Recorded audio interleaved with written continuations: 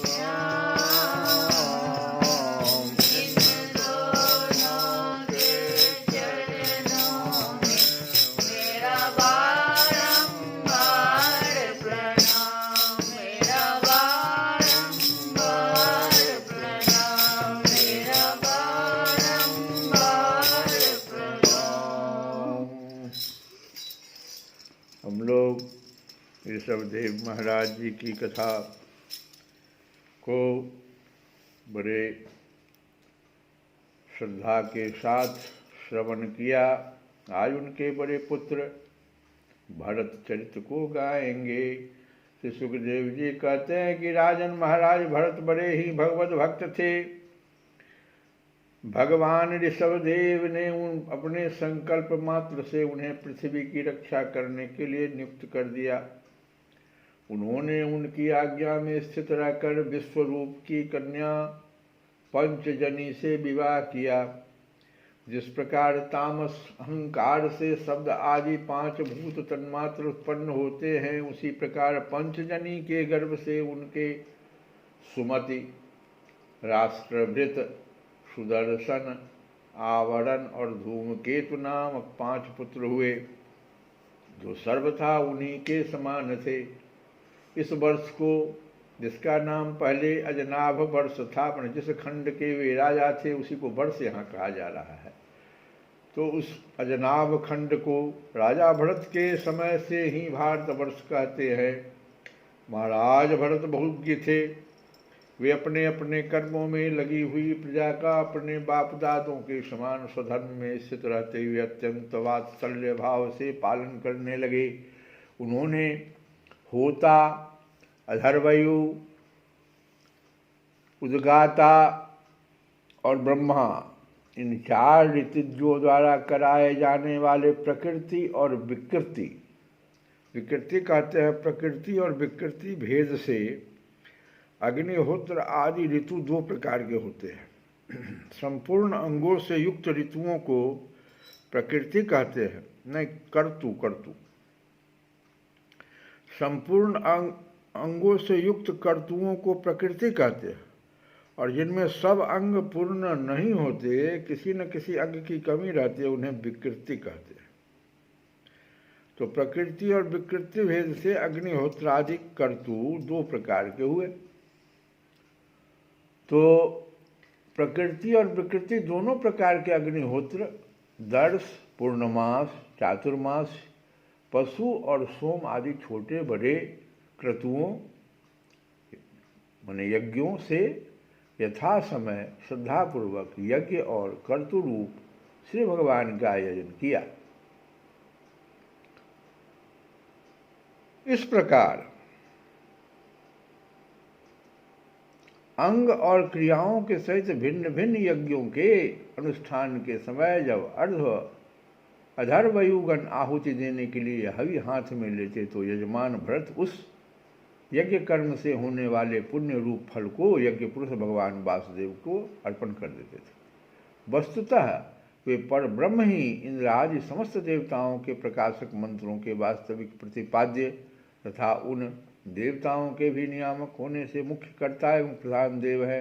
इस प्रकार अपनी भगवत अर्पण बुद्धि रूप कुशलता से हृदय के राग द्वेषादि मलों का मार्जन करते हुए वे सूर्यादि सभी यज्ञ भोक्ता देवताओं का भगवान के नेत्रादि अवयवों के रूप में चिंतन करते थे।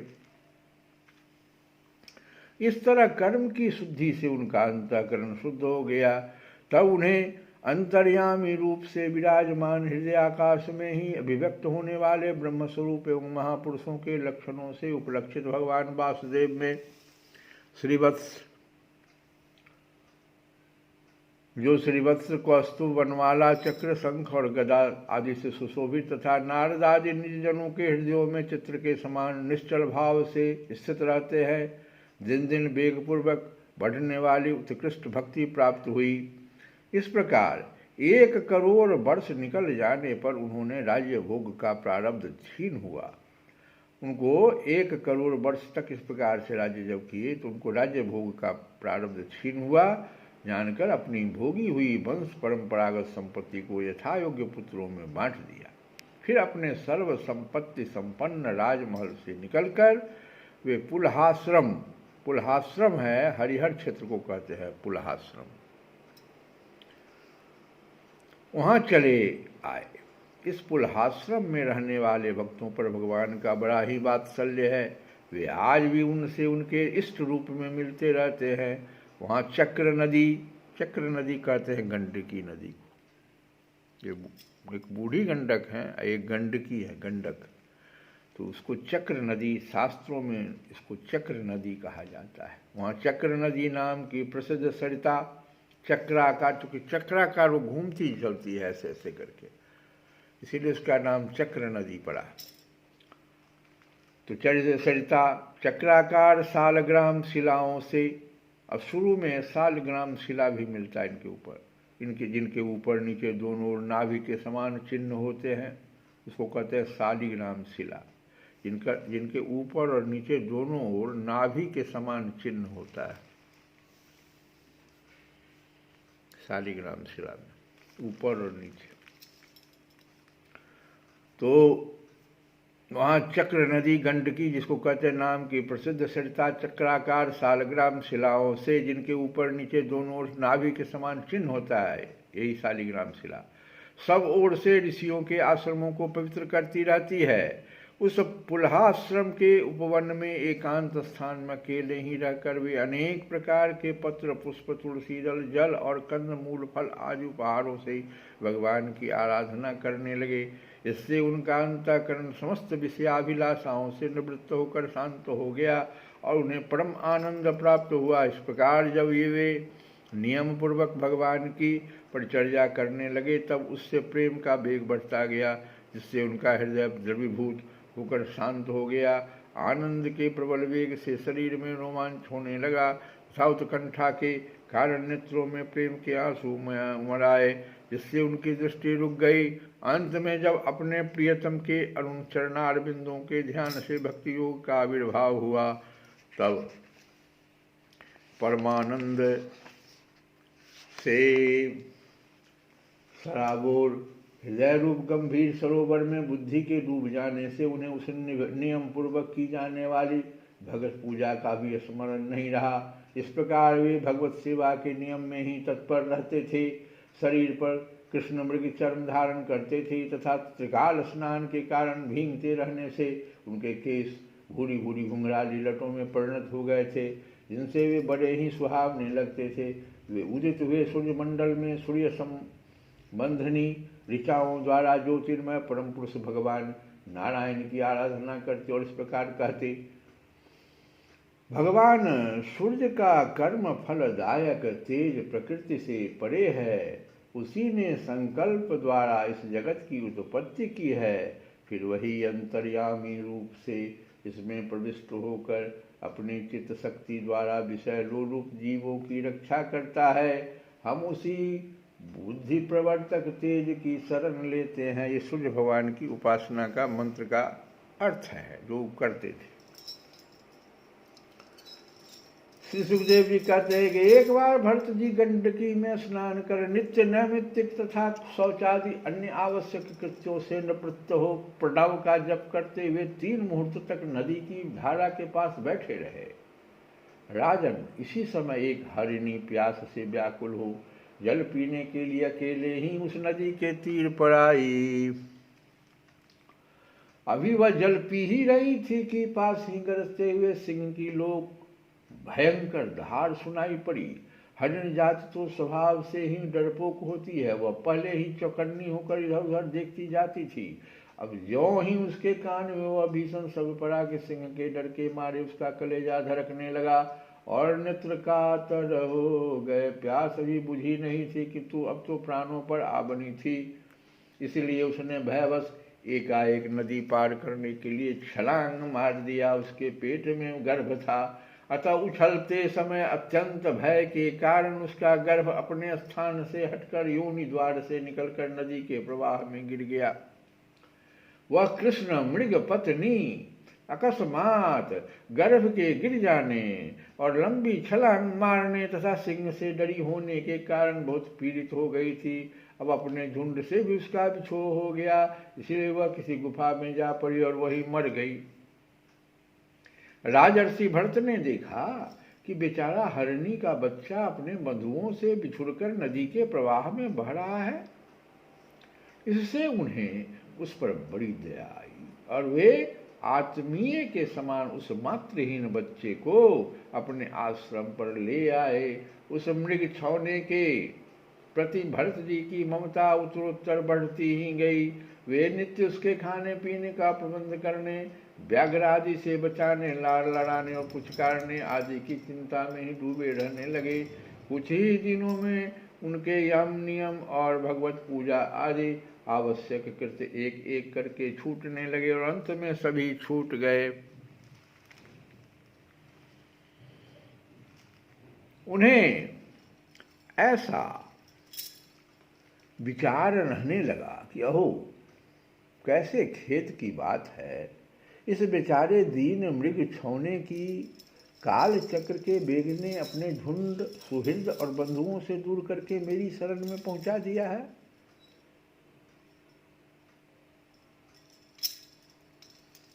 यह मुझे ही अपना माता पिता, भाई बंधु और यूथ के साथी संगी समझता है। इसे मेरे सिवा और किसी का पता नहीं है और मुझे में इसका विश्वास भी बहुत है। मैं भी शरणागत की उपेक्षा करने में जो दोष है उन्हें जानता हूँ, इसलिए मुझे अब अपने इस आश्रित का सब प्रकार की दोष बुद्धि छोड़कर अच्छी तरह पालन पोषण और प्यार दुलार करना चाहिए। निश्चय ही शांत स्वभाव और दीनों की रक्षा करने वाले परोपकारी सज्जन ऐसे शरणागत की रक्षा के लिए अपने बड़े से बड़े स्वार्थ की भी परवाह नहीं करते। इस प्रकार उस हरिण के बच्चे में आसक्ति बढ़ जाने से बैठते, सोते, टहलते, ठहरते और भोजन करते समय भी उनका चित्त उसके स्नेह पास में बंधा रहता था। जब उन्हें कुश, पुष्प, समिधा, पत्र और फल मूलादि लाने होते तो भेड़ियों और कुत्तों के भय से उसे वे साथ लेकर ही वन में जाते। मार्ग में जहाँ तहाँ कोमल घास आदि को देखकर मुग्ध भाव से वह हरिण शावक अटक जाता तो वे अत्यंत प्रेमपूर्ण हृदय से दयावश उसे अपने कंधे पर चढ़ा लेते। इसी प्रकार कभी गोद में लेकर, कभी छाती से लगाकर उसका दुलार करने में भी उन्हें बड़ा सुख मिलता था। नित्य नैमित्तिक कर्मों को करते समय भी राजराजेश्वर भरत बीच बीच में उठकर उस मृग बालक को देखते और जब उस पर उनकी दृष्टि पड़ती तभी उनके चित्त को शांति मिलती। उस समय उसके लिए मंगल कामना करते हुए वे कहने लगते, बेटा तेरा सर्वत्र कल्याण हो। कभी यदि वह दिखाई नहीं देता तो जिसका धन लुट गया हो उस दीन मनुष्य के समान उनका चित्त अत्यंत उद्विग्न हो जाता और फिर वे उस हरणी के बच्चे के विरह से व्याकुल एवं संतप्त हो करुणावश अत्यंत उत्कंठित एवं मोहाविष्ट हो जाते तथा शोक मग्न होकर इस प्रकार कहने लगते, अहो क्या कहा जाए, क्या वह मातृहीन दीन मृग शावक दुष्ट बहेलिए की सी बुद्धि वाले मुझ पुण्यहीन अनार्य का विश्वास करके और मुझे अपना मानकर मेरे किए हुए अपराधों को सत्पुरुषों के समान भूलकर फिर लौट आएगा? क्या मैं उसे फिर इस आश्रम के उपवन में भगवान की कृपा से सुरक्षित रहकर निर्विघ्न हरि हरि दूब चरते देखूंगा? ऐसा न हो कि कोई भेड़िया, कुत्ता, गोल बांध कर विचरने वाले सूकर आदि अथवा अकेले घूमने वाले व्याघ्र आदि ही उसे खा जाए। अरे संपूर्ण जगत की कुशल के लिए प्रकट होने वाले वेद त्रयी रूप भगवान सूर्य अस्त होना चाहते हैं, किंतु अभी तक वह मृगी की धरोहर लौट कर नहीं आई।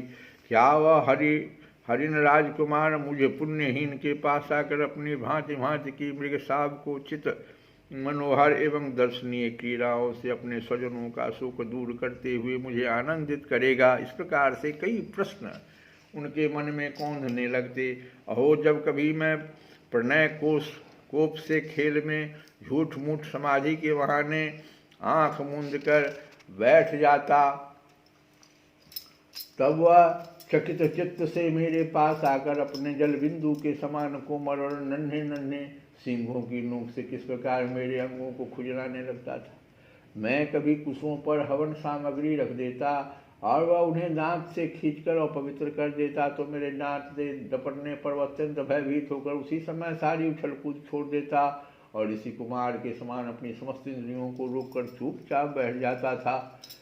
फिर पृथ्वी पर उस शावक के खुर के चिन्ह देखकर कहने लगते, अहो, इस तपस्विनी धरती ने ऐसा कौन सा तप किया है जो उस अति विनीत कृष्ण सार किशोर के छोटे छोटे सुंदर सुखकारी और सुकोमल खुरों वाले चरणों के चिन्हों से मुझे, जो मैं अपना मृगधन लुट जाने से अत्यंत व्याकुल और दीन हो रहा हूँ, उस द्रव्य की प्राप्ति का मार्ग दिखा रहा है और स्वयं अपने शरीर को भी सर्वत्र उन पद चिन्हों से विभूषित कर स्वर्ग और वर्ग के इच्छुक द्विजों के लिए यज्ञ स्थल बना रही है। शास्त्रों में उल्लेख आता है कि जिस भूमि में कृष्ण मृग विचरते हैं वह अत्यंत पवित्र और यज्ञानुष्ठान के योग्य होता है, इसीलिए कह रहे यज्ञ स्थल बना रही है।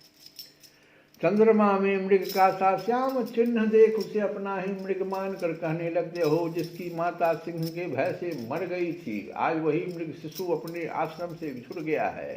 अतः उसे अनाथ देख कर क्या ये दीन वत्सल भगवान छत्रनाथ दयावश उसकी रक्षा कर रहे हैं।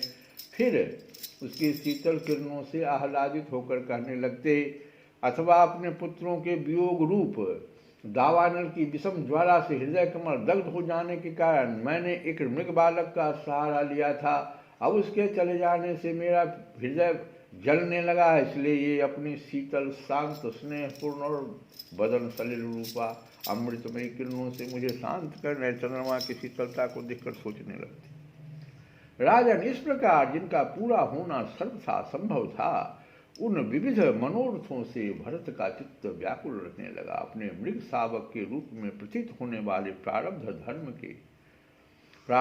कर्म के कारण तपस्वी भरत जी भगवत आराधन रूप कर्म और योगानुष्ठान से च्युत हो गए, और नहीं तो जिन्होंने मोक्ष मार्ग में साक्षात विघ्न रूप समझकर अपने ही हृदय से उत्पन्न दुस्तज्य पुत्र आदि को भी त्याग दिया था, उन्हीं की अन्य जातीय हरिण शिशु में ऐसी आसक्ति कैसे हो सकती थी। ये देखो, ज्ञान मार्ग के कठिनाई का वर्णन भरत जी के कथा के द्वारा समझाया जा रहा है। बहुत आगे ज्ञान मार्ग में आदमी चला जाता है। भक्ति मार्ग इसलिए श्रेष्ठ है, श्रेष्ठतम है। कर्म मार्ग, ज्ञान मार्ग, ये सब जो है ना बाधा उत्पन्न कर देता है।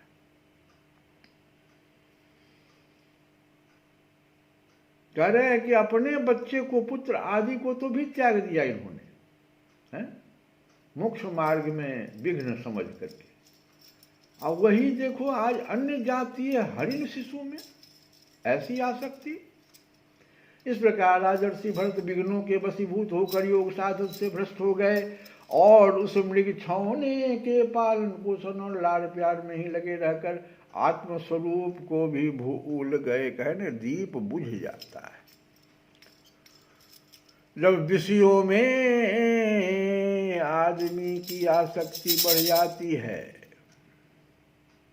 मोह मूल बहुशूल प्रदान त्याग समय अभिमान। देखो मोह ने इनको किस प्रकार से आत्मस्वरूप को भी भूल गए।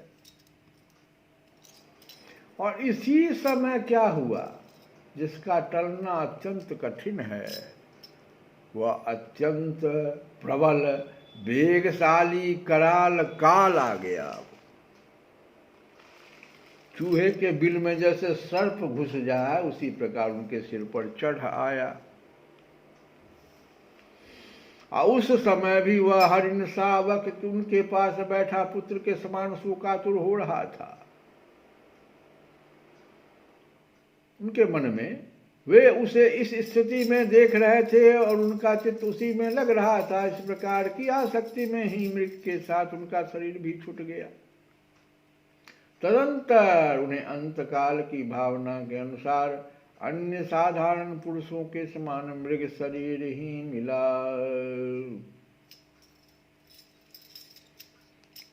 बहुत सावधान रहने की जरूरत है। लेकिन भगवान कृष्ण ने भी गीता में कहा है कि साधना जो किए हुए हो वो नष्ट नहीं होता है, किंतु उनकी साधना पूरी थी, इससे उनकी पूर्व जन्म की स्मृति नष्ट नहीं हुई।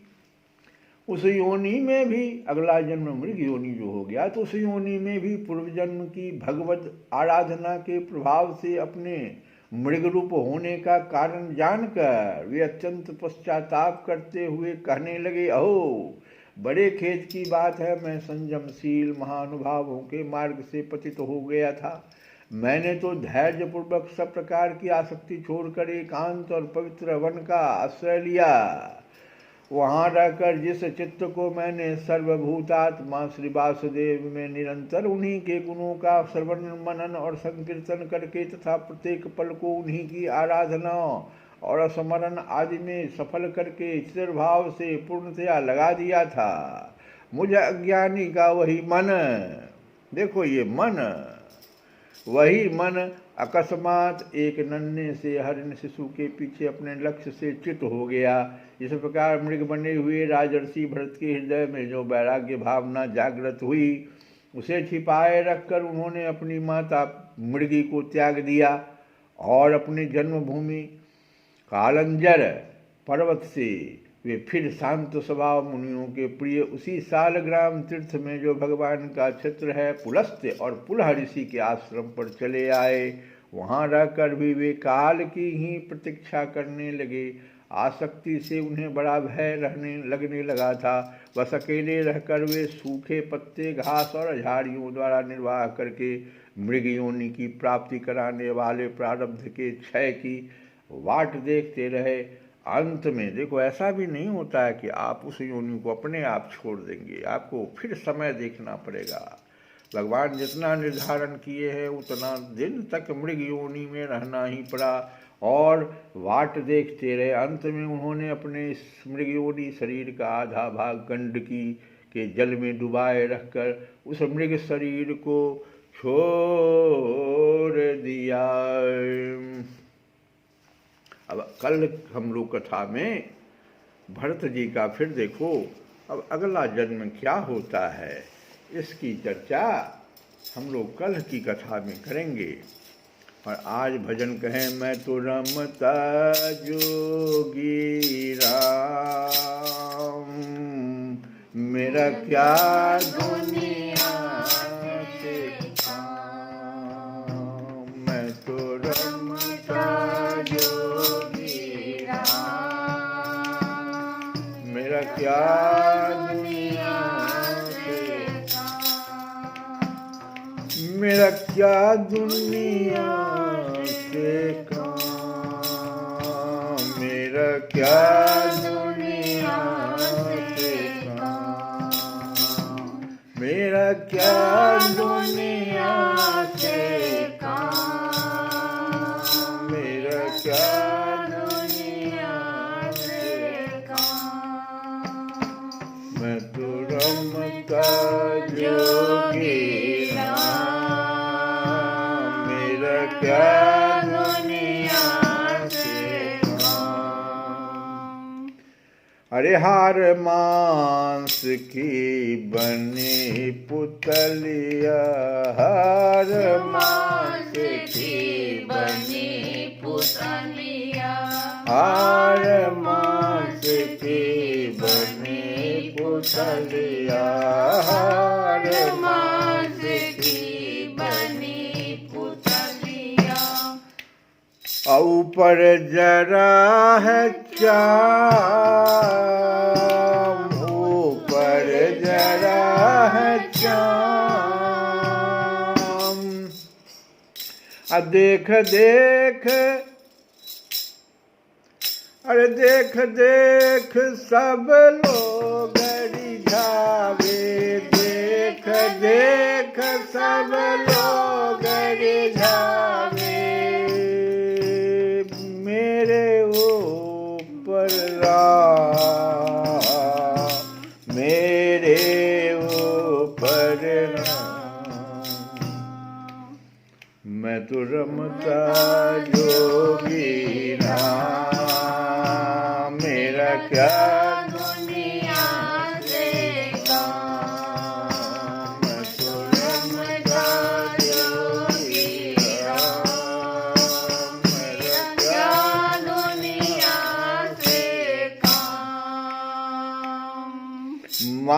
खजाने बाग बगीचे, माल खजाने बाग बगीचे, सुंदर महल मुकाम, सुंदर महल मुकाम। एक पलक में सब ही छूटे, एक पलक में सब ही छूटे, संग चले नादाम, संग चले नादाम। मथुरा रमता जोगी राम, ओ मरुग दुनिया से मथुरा रमता जोगी ओ राम, मेरा क्या दुनिया से दिन दिन पल पल छिन छिन काया, दिन दिन पल पल छिन छिन काया, दिन दिन पल पल छिन छिन काया, छीजत जात तमाम, छीजत जात तमाम। ब्रह्मानंद भजन कर प्रभु का, ब्रह्मानंद भजन कर प्रभु का, ब्रह्मानंद भजन कर प्रभु का, ओ तो पाए विश्राम, तो पाए विश्राम।